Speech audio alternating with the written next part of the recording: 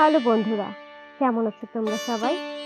আজকে আমি তোমাদেরকে আমার চেম্বারে একটা গল্প বলবো। আমার ডাক্তারি লাইফে তো কত মানুষই আসে আমার চেম্বারে। একদিন হঠাৎ করে আমার এলাকার এমপি চলে আসছে। আমি তো প্রথমে বুঝতে পারিনি। এমপি সাহেব এসে আমার চেম্বারে বলতেছে, আসবো ম্যাডাম? আমি বলছি, আসেন। যখনই এসে বসলো, ও মা, সে কি এক কাহিনী! উফ! আমি দেখি এই এমপি আর কেউ নয়, আমারই খুব কাছের একটা মানুষ, খুব কাছের একটা বন্ধু। আমরা একসাথেই মেডিকেলে ছিলাম। তো আমি মেডিকেল পাস করে ডাক্তারি পেশায় আসলাম। ও আর ওইটা কন্টিনিউ করেনি, ও রাজনীতির সাথে জড়িয়ে গেল, এমপি হয়ে গেল। অনেক অল্প বয়সে এমপি হয়ে গেল। তো আমি বললাম, এমপি সাহেব, আপনার আমার কাছে কি দরকার বলেন? তখন সে বলতেছে, আমারটা না। আমি বলছি, কি বলেন? হ্যাঁ, আমরা একই বয়সী ফ্রেন্ড।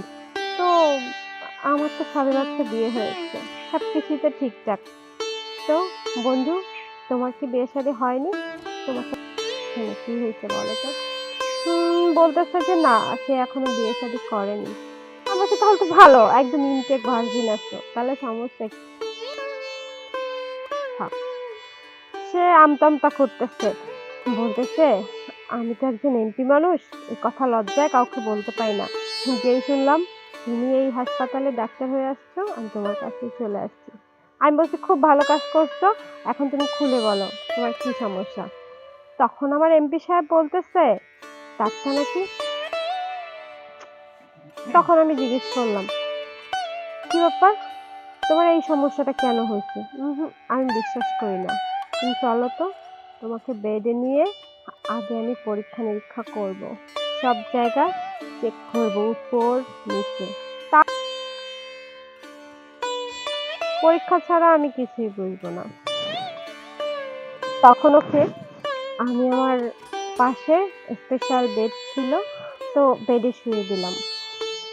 তারপর আমি অ্যাপেলটা পুরো খুলে ফেললাম, খুলে ফেলে পুরোপুরি খালি শরীরে বললাম, দেখো না, এখন আমার খালি শরীর দেখে তোমার ওইটা। তখন আমার এমপি বলতেছে, কাছে আসো, তারপরে বুঝবো। যেহেতু আর আমি একসাথেই পড়াশোনা করছি, আমরা অনেক কাছে, এরকম কিছু একটা হতেই পারে। তখন না, আমি এই চান্সে ওকে ঠিকই মেপে দিলাম, একটা সাইজ কতটুকু, কতক্ষণ দাঁড়া। আমি একজন ডাক্তার, আমি একজন যৌন বিশেষজ্ঞ ডাক্তার, আমার তো এগুলো পরীক্ষা করতেই হবে, না হলে রোগীকে কিভাবে চিকিৎসা দিব। তারপরে আমার বন্ধুটির সব আস্তে আস্তে খুললাম, ওর শরীরে ভালো করে মালিশ করলাম সমস্ত জায়গায়, আস্তে আস্তে নিচে নামলাম। দেখলাম কি, ওর মেশিনটা না ছোট, বুঝলাম না। হ্যাঁ, আমার এমপি বন্ধুটি লম্বা চওড়া, স্বাস্থ্য চওড়া, কিন্তু মেশিনটার এই অবস্থা কেন? তখন ওরা আমি জিজ্ঞেস করলাম, কি ব্যাপার বন্ধু, তোমার মেশিনটা তো এরকম ছিল না, এরকম থাকার কথা না, তো তোমার মেশিনটা এরকম কেন? কি করছো তুমি, সত্যি বলো, তুমি কি পতিতালয়ে গেছো? তুমি কি কারোর সাথে, গার্লফ্রেন্ডের সাথে রেগুলার কিছু করছো? তখন আমার বন্ধুটা আমতা আমতা করে বলতেছে, ও না, মানে নিজেকে কন্ট্রোল করতে পারেনি ভিডিও দেখে দেখে, বাচ্চা যে নিজেই নিজেরটা। আবার মাঝে মাঝে ওই যে পতিতালয় ওইসব মেয়েদের কাছে গিয়েছে। তো একটা এমপি মানুষ সবসময় তো যেতে পারে না সব জায়গায়, ও করছে কি, একাই ভিডিও।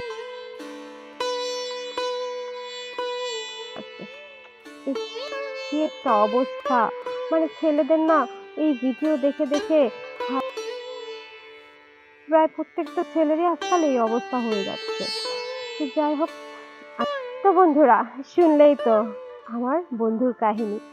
তো তোমরা যদি আর কোনো গল্প শুনতে চাও, আমার কমেন্টসে এসে কমেন্টস করো, আর আমার চ্যানেলটি সাবস্ক্রাইব করে দিও, বেশি বেশি করে লাইক কমেন্ট শেয়ার করো। Bye bye.